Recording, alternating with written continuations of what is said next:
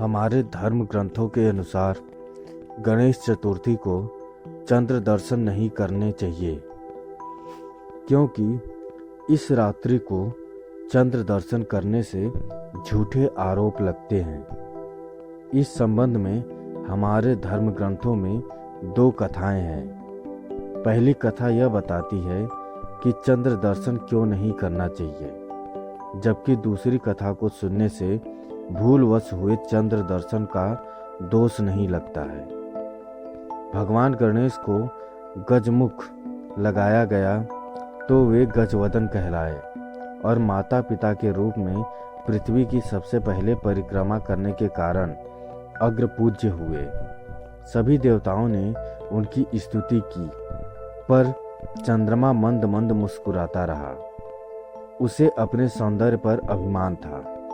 गणेश जी समझ गए कि चंद्रमा अभिमानवश उनका उपहास करता है।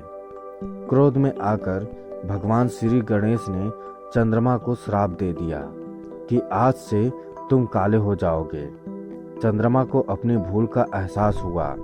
उसने श्री गणेश से क्षमा मांगी तो गणेश जी ने कहा, सूर्य के प्रकाश को पाकर तुम एक दिन पूर्ण हो जाओगे, यानी पूर्ण प्रकाशित होगे। लेकिन आज का यह दिन तुम्हें दंड देने के लिए हमेशा याद किया जाएगा।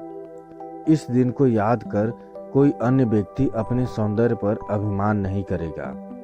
जो कोई व्यक्ति आज यानी भाद्रपद मास के शुक्ल पक्ष की चतुर्थी के दिन तुम्हारे दर्शन करेगा, उस पर झूठा आरोप लगेगा। इसीलिए भाद्रपद माह की शुक्ल चतुर्थी को चंद्र दर्शन नहीं किया जाता।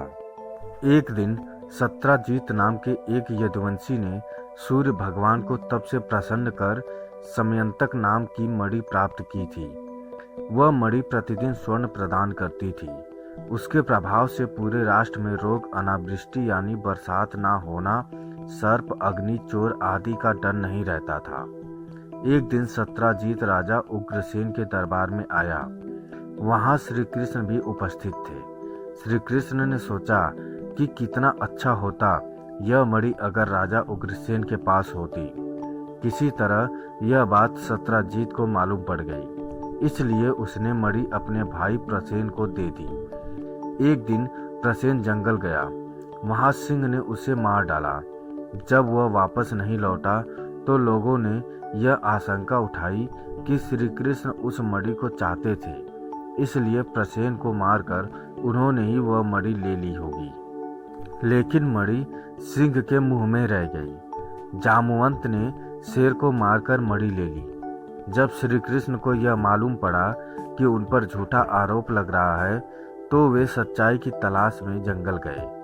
वे जामवंत की गुफा तक पहुंचे और जामवंत से मणि लेने के लिए उनके साथ 21 दिनों तक घोर संग्राम किया। अंततः जामवंत समझ गए कि श्री कृष्ण तो उनके प्रभु हैं।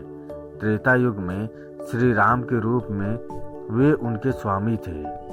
जामवंत ने तब खुशी खुशी वह मणि श्री कृष्ण को लौटा दी तथा अपनी पुत्री जामवंती का विवाह श्री कृष्ण से करवा दिया। श्री कृष्ण ने वह मणि सत्राजीत को सौंप दी। सत्राजीत ने भी खुश होकर अपनी पुत्री सत्यभामा का विवाह श्री कृष्ण के साथ करा दिया। ऐसा माना जाता है कि इस प्रसंग को सुनने सुनाने से भाद्रपद मास की चतुर्थी को भूल से चंद्र दर्शन होने का दोष नहीं लगता है। दोस्तों, भगवान गणेश और चंद्र दोष की यह कथा आपको कैसी लगी, हमें कमेंट करके ज़रूर बताएं। अगर अच्छी लगी तो शेयर करें, सब्सक्राइब करें और लाइक करें। धन्यवाद।